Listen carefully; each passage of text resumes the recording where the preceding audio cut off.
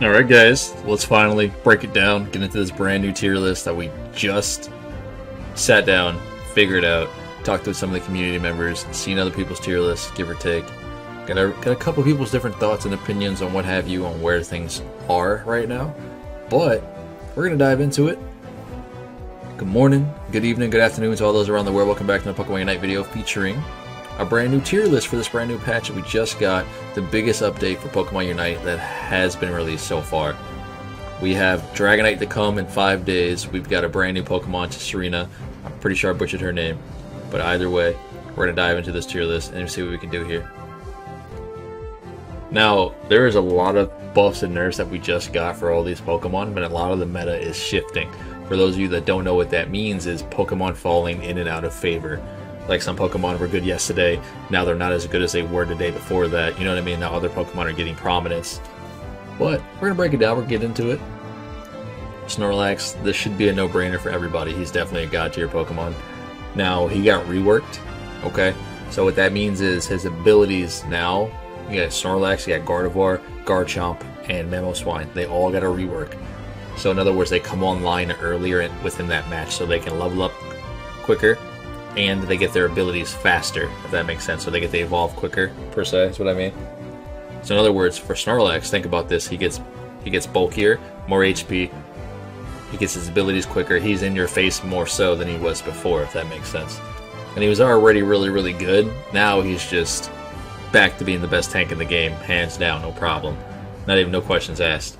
We're going to go ahead and drop Crustle down here to underperforming. Because really, what does Crustle do? You know what I mean? I'm not saying Pokemon is horrible or anything, but Crustle isn't particularly good at anything. You know what I mean? He has his niche, but he doesn't necessarily overperform or do something very, very well. Whereas another Pokemon can't do that job. You know what I mean? I think this Pokemon needs a buff or needs to be looked at, or its kit needs to be reevaluated or something. To be honest with you, because he doesn't really bring a carry potential to your team. If that makes any sense. Like again, each their own. Some Pokemon here will not be added to this tier list, i.e. Dragonite's not here yet, Fable's not here yet, but we'll get into it, Another very underperforming Pokemon, Decidueye. I know this is probably going to upset a lot of people, or some people just may not care or click off the video, dislike the video, what have you. Decidueye is not very, very good at all. Now, when he first came out, we were all super excited, super hyped, ready to play this Pokemon, but then we actually got our hands on this Pokemon. Myself, you guys, the community, other content creators, we sat down, we played him for a while. He feels really good at the very first couple games, but then you realize he has a lot of weaknesses. No mobility, no getaways, no escapes. He's got nothing to deny damage, nothing to avoid damage, nothing at all. Any Pokemon in the game can pretty much 1v1 you at the same level as you. Essentially, Snorlax can 1v1 you, you have Machamp can 1v1 you, Zeraora, forget about it, you know what I mean, Cinderace, forget about it. The Pokemon does okay, but the problem is, in a solo queue environment, it's going to be super rare for you to find a very good Decidueye player. In a group play, I can see it happening, sure, but 9 out of 10, when you're sitting here trying to rank up, a lot of people play solo queue. I don't think this Pokemon's very good, because positioning is key with this Pokemon. And let's be honest, people don't want to rotate for objectives, people don't want to follow up for kills or pay attention to the minimap or what have you. And this is why I think Decidueye is going to be underperforming as well, because again, he misses out on so many key factors that make him viable in a team composition. But hey man, each their own. We're going to dive back into it. We're going to go ahead and drop Eldegoss in God tier. That should be no question, let's be honest. Best healer in the game, hands down right now. You could argue Blissey. Blissey's still, she's okay. Like, she does great heals, but no one plays Blissey. Even in a competitive sense, you don't see Blissey in ranked as much as you see Eldegoss. Why? Because Eldegoss generally brings more to the table. And this is just one of those ordeals where Eldegoss is a safe ranged healer, whereas Blissey, you could argue, she's melee, right? She's in your face. And to me personally, in a solo queue environment, people that play supportive type Pokemon, because there's not very many in the game just yet, right? We don't have very many healers. You think about it like this, when Blissey is trying to heal you, she's generally like a mile behind you, let's be honest. She's not up in melee range taking damage for you, trying to help you out in a solo queue environment, which was very frustrating, right? Because she doesn't do any necessarily damage unless you're running Egg Bomb, and if you run Egg Bomb, you're trolling your team, you know what I mean? So there's really only like one build path essentially for this Pokemon. And at the end of the day, Eldegoss does better healing, better shields, and what have you. So why would you play Blissey over Eldegoss unless you like the aesthetic and or the Pokemon? But that's just that for between the best healers in the game right now. There's not very many other options, right? Now, a lot of these Pokemon have been nerfed and or buffed, so some of these will come as a surprise to you, and some of these Pokemon will fall off their pedestal, and some won't, you know what I mean? And that should be no surprise on which Pokemon's not going to fall off the pedestal. Lucario, just personal preference. Again, Lucario is still that Pokemon. You can run Score Shield, Attack Weight, jump back and forth between a goal, boost your damage up. You're not stopping Lucario. Now, Lucario is one of those Pokemon that are super, super good in competitive play. And yes, there are tournaments for Pokemon Unite. If you want to count like 1v1 scrims, there are tournaments that don't necessarily matter right now. For example, you're not really playing for anything of super value currently right now. This isn't like LCS for League of Legends or anything like that. It's just something that's there that people like to talk about or people like to be involved in. You know what I mean? There are tournaments now for the other side of the world, you know, like Asia and China, what have you. There are actual legitimate tournaments for those. But for America, we don't really have anything just yet that's too out there. But in that same sense, Lucario would fit those tournament scenes very, very well because he brings a lot to the table in the top lane, in the bot lane, in the 1v1 situation. He brings a lot because you can't stop him from scoring, you can't stop him from getting his damage increase, essentially. Pokemon is still really, really strong, and he will be until they actually decide to nerf him to the ground, which I don't think is going to happen because he's super popular, but you never know. Now, when it comes to Zeraora did get buffed, right? Or sorry, did get nerfed. And I'll be honest, since the new Pokemon has come out, I have barely seen any Zeraoras right now. And I know that's not a shot at this Pokemon because we all know, sadly enough, his damage is still pretty nutty, to be honest with you.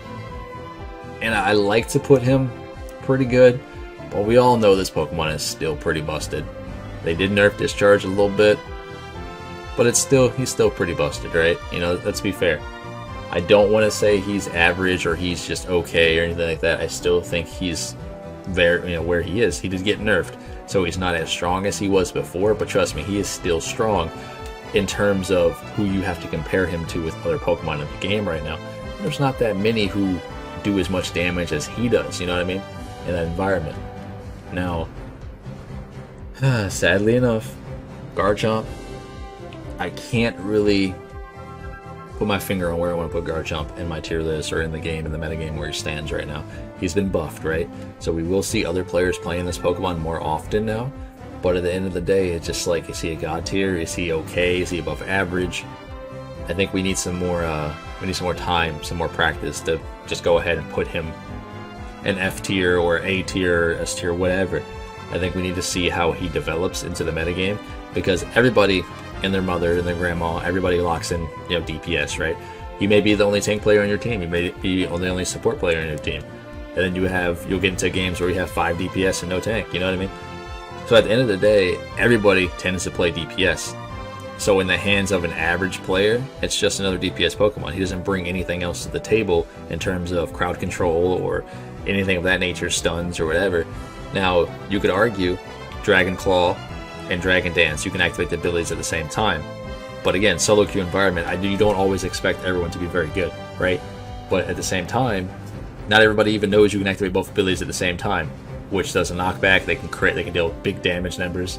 I think he actually has a learning curve to him, but at the same time, he'll bring in newer players to the Pokemon because he has been changed, he has been reworked, his abilities come quicker. But we'll see what happens with him. We'll see what happens. I'm interested. Now, personally, again, I get you. Gardevoir has been buffed as well, same thing with Garchomp. But when it comes to this Pokemon here, she has the second highest special attack in the entire game right now. Second to, sadly enough, Ninetales for some reason. But she brings up so much damage to the table, to team composition. She has AoE damage. She's got stun. She has one of the best Unite moves in the game currently.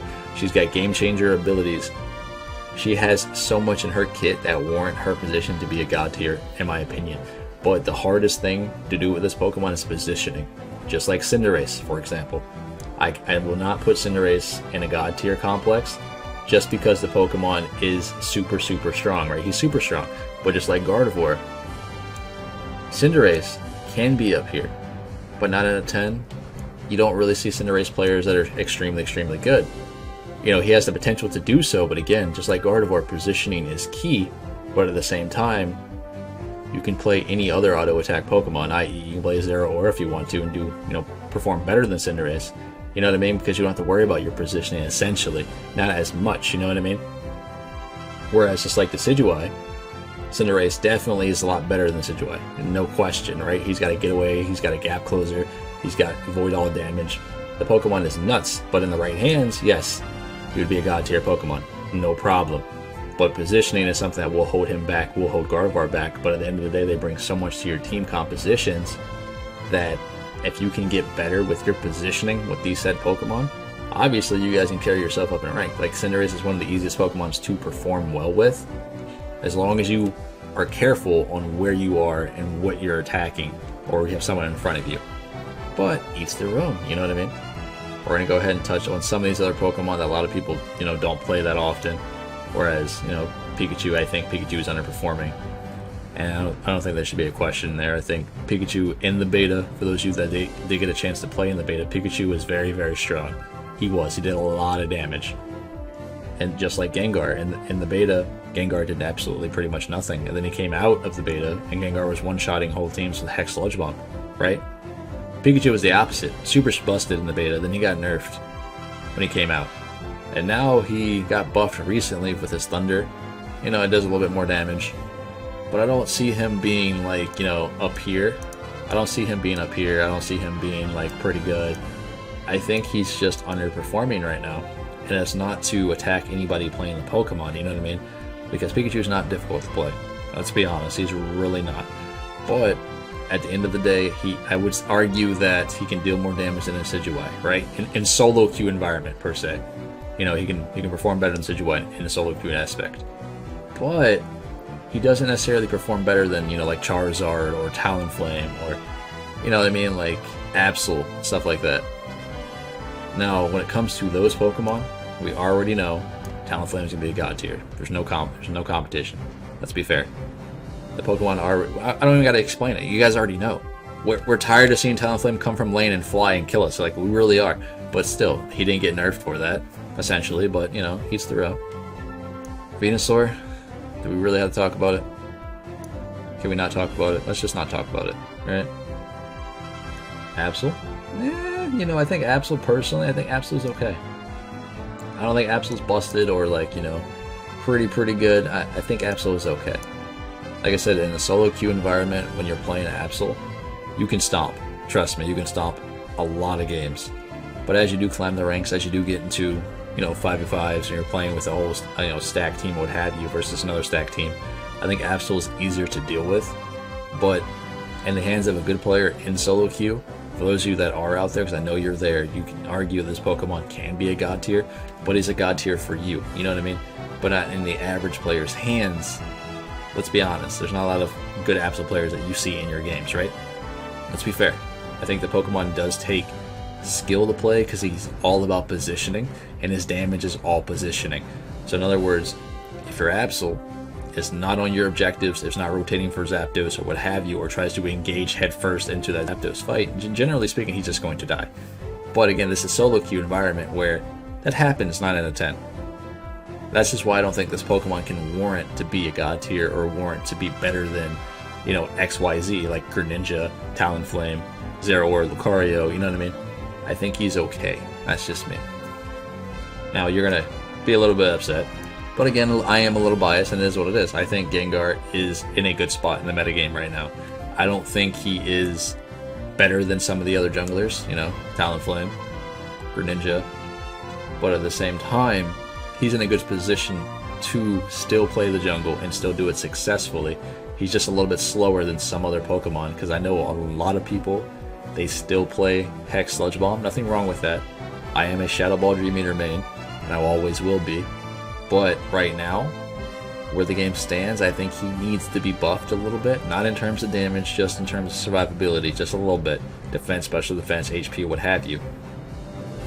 I think if he can get that, he can be God tier complex for those of you that are really good with Gengar. But at the moment, I think he's just he's pretty good. You know what I mean? He wouldn't be an S tier for me, he'd be an A tier for me, if that makes sense. And the reason why he's up here now, generally speaking, I am biased, so he would always be here for me, but you know, for the average player, I would have to say he'd be a C, give or take. But considering he got buffed recently where he has lifesteal now, you know, he's obviously an A for me, if that makes sense. Now, when it comes to Greninja, I want to put Greninja up here. I really do.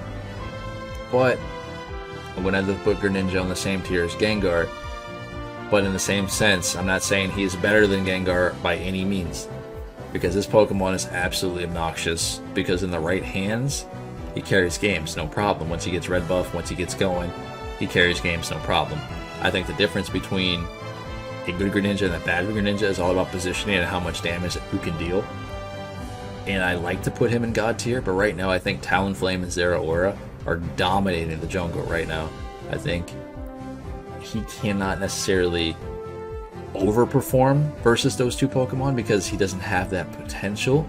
Because at the end of the day, if you're falling behind on Greninja, or you're not very good at positioning with Greninja, or you're not very good at hitting water shurikens, whereas Talonflame has Fly, has Brave Bird, easily can land that ability. You don't necessarily have to worry about your position in that team fight, if that makes sense. Zeraora, we don't have to talk about it. Jump in, discharge, kills whole teams. You know what I mean? I think Greninja has that going for him, but at the end of the day, I think you need skill, and it requires a lot more skill to play Greninja, and that's why I don't necessarily want to put him in a God tier complex. But each their own. Now, in a solo queue environment where you're really good with Greninja, and I know we're out here, I know a lot of us actually do play Greninja, no question this Pokemon will carry you straight up to Master Rank, will be a God tier Pokemon for you, will be S rank for you guys. But for the average player, I don't think Greninja warrants that, because not a lot of people actually understand his kit and how he actually does damage. And people, let's be honest, a lot of players, they just run in the straight line. So what happens? Greninja just water shurikens them to death. And then those players just say, oh, this Pokemon's OP. You know what I mean? Let's be real, right? Cramorant's okay. I don't want to say Cramorant's underperforming because I think he's in a better spot than the Decidueye and Pikachu. And he does bring things to the table. He brings crowd control. He brings a phenomenal AoE ultimate or Unite move. But other than that, that's pretty much it. That's pretty much all he does, you know what I mean? Machamp, sadly enough, the same situation. He's okay. He's not super busted or super OP or anything. He used to be, for those few players who are newer to this game. Machamp used to be very, very good. His Unite move was one of the best damaging abilities in the game at one point. They had to nerf it to the ground to where it is now. It did do a lot of damage beforehand. Like, you literally just one-shot people with his Unite move, regardless that they got Buddy Barrier or not. It did that much damage, but now I think he's in a position where he's not as good as he used to be in terms of effectiveness, because there have been newer Pokemon that have come out and essentially he gets, you know, not necessarily nerfed or buffed or what have you, kind of just sits there and other Pokemon come up and take his spot. I think if he gets a buff, you know, somewhat, he'd be in a better situation, but we'll see. We'll see how it goes. Mamoswine, newly buffed Pokemon again. Now, you could argue beforehand, his abilities were a bit clunky. They were, because his level ups to get abilities were too long, and he did underperform in that aspect. He's just one of those Pokemon, kind of like the Decidueye. He looked good and sounded good on paper. His abilities sounded good on paper. But then we actually sat down and played with this Pokemon, and just like, why would I pick him over Snorlax or over Blastoise? You know what I mean? But now, he's been reworked, and things will change. The meta will shift and shake up here soon, so we'll see what happens with him. Greedent, pretty good. Hands down. Obviously not a busted Pokemon anymore. You know, he did get nerfed a little bit. But at the end of the day, the best Greedent players will make you chase them. And if that's what Greedent does in his games to you, he's doing it right. You know what I mean? If you're chasing Greedent, you're doing it wrong. You know what I mean? Don't chase Greedent. I'm not saying ignore him all of the time, but this Pokemon wants you to chase him. He wants you to waste your time by chasing him. At the end of the day, everyone's going to do it. I think he's in a prime position where he's at currently. And obviously, I don't want to say he's going to carry you all the way up to Masters by strictly playing Greedent, because at the end of the day, like, there will always be better players than you, or better tanks than you, or what have you. And you can't carry the game 1v5 by yourself, especially if your DPS aren't actually DPSing. You know what I mean? Ninetales, I think Ninetales is okay. I want to put her personally here, but she did get a buff recently to her damage, and she is the she's the highest special attacker in the game. But she's not pretty good. She's not newly buffed or she's not god tier. She's not underperforming because she does do a lot of DPS. She does bring something to the table in form of crowd control. But the drawback to this Pokemon is once you cast your ability, that's it. Now you have to wait for cooldown because you don't do anything else in terms of like auto attack pretty much, you know what I mean? She's just meh. She's kind of underwhelming, but at the same time not in a level of Decidueye or Pikachu or Crustle or what have you. Tsareena, brand new Pokemon just came out. Obviously, you guys have got to play her. I've played her. A lot of people have already played her. I think this Pokemon is going to be absolutely freaking god tier right now. She does a lot of DPS. She's basically a bruiser that's in your face all of the time. She brings crowd control with her stomp ability.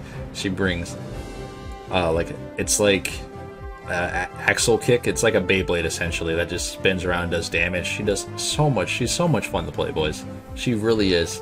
And she brings a lot of damage to the table. She has her gap closer. She has disengages. She's got a lot of things that a lot of other Pokemon possibly could actually need. You know what I mean? Mr. Mime. I think Mr. Mime is pretty good. One of the best supports in the game right now. Now, hands down, if you're really good with Mr. Mime, you would be up here. Essentially, you would be a god tier Pokemon, no problem. No questions asked. But right now, I think he's just pretty good.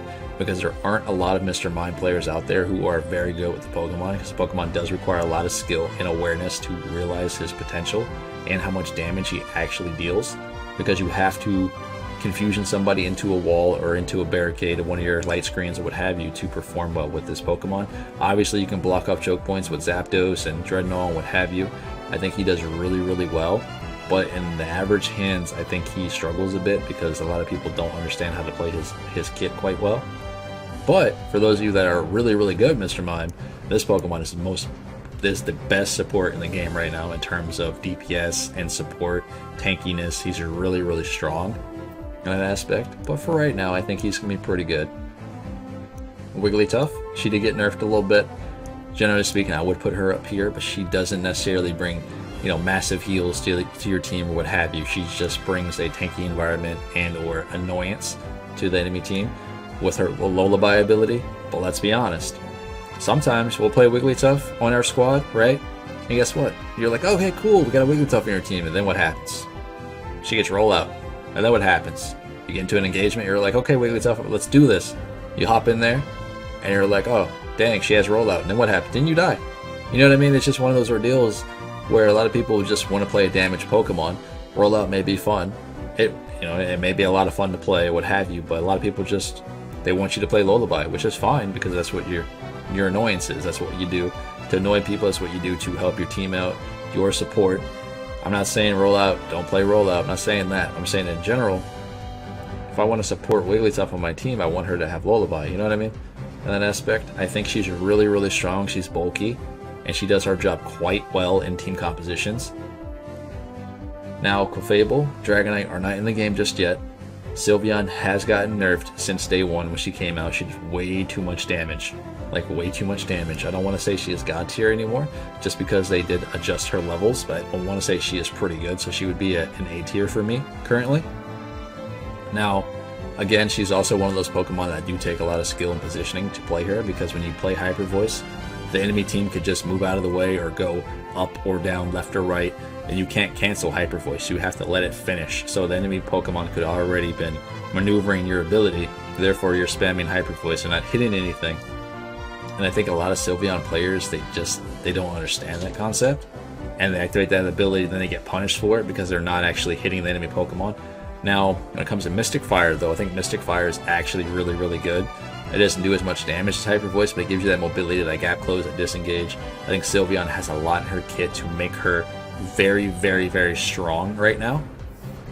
But I don't want to say she's going to be a god tier right now just because she has been nerfed a little bit. But for those of you who are really good with this Pokemon, she can be up there, and I know she is in the best category for you. But, you know, each their own. Charizard, I think Charizard is pretty good, but at the end of the day, let's be honest, he's just okay.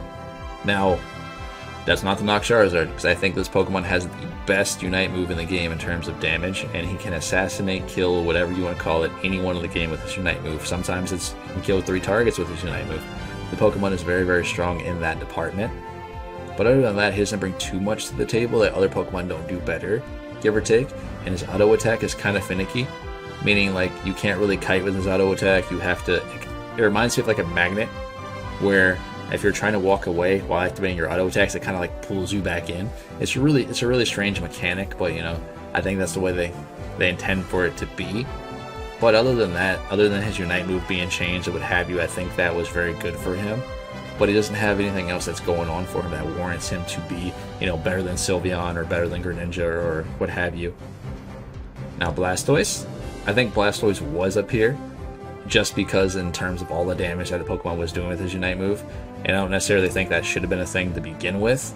I think he should have probably had him in the pretty good category, or like the A rank or whatever you want to call it. But in terms of tankiness, he's got that. In terms of annoyance, he's got that. In terms of crowd control, he's got that. He's a very, very good tank, but his damage numbers have been decreased quite a bit because as a tank, he's not out to assassinate you. You know what I mean? But on tank level, I think obviously Snorlax is still the better tank in the game right now, and Blastoise would be second best for me. Slowbro, I love Slowbro. I love seeing good Slowbro players on my team. But at the end of the day, he doesn't bring that much to a table, especially when you, how do you say, like, when you aren't very good with the Pokemon. I'm not saying it requires a lot of skill, right? But there are better tanks like Blastoise, there's Snorlax. I think he does an okay job. I don't think he does, you know, Blastoise level or Snorlax level job, but he is still pretty good. He can't stop any Pokemon in the entire game with his Unite move, which is absolutely phenomenal, by the way. But I want to say in a 5-stack, when you're all sitting here talking on Discord, I think this Pokemon is actually really, really good, and I think people sleep on this Pokemon, you know what I mean? I think people don't realize how useful this Pokemon actually is in terms of that, because think about this. Zeraora jumps into your team, gets ready to Unite move, Slowbro stops that because he ults him, you know what I mean? I think he can stop any Pokemon he wants to in the right situation, but in solo queue, you don't necessarily get that, right? People don't actually pay attention half the time, or they're always in the wrong situation at the wrong time, or they're not rotating on objectives. There's a lot of things that can go wrong in a solo queue environment. This is why I think he's okay, opposed to being super, super good. But in any case, hopefully you guys can share certain opinions here, or you have your own opinions or want to talk about it in the Discord, or drop me comments down below, what have you. But we're really good. We're going to get into it. We're going to dissect this, see what we can get done. But in any case, this has been Pawse Plays. Hopefully you guys do enjoy. Smash that like button, come join that Discord. Make sure you hit that notification bell on the YouTube and inside the Discord to make sure you're notified for my videos. But you guys enjoy the rest of your day and get ready for Dragonite to come out on the 15th, because I'm super excited for him, and he's going to be a lot of fun. Like a lot of fun. You know what I mean? It's probably going to be my brand new main, and I'm super excited to play it. But at the end of the day, everybody else is going to have their own opinions and what have you. But we'll see. We'll get into it. I'm going to head out. Catch you guys later.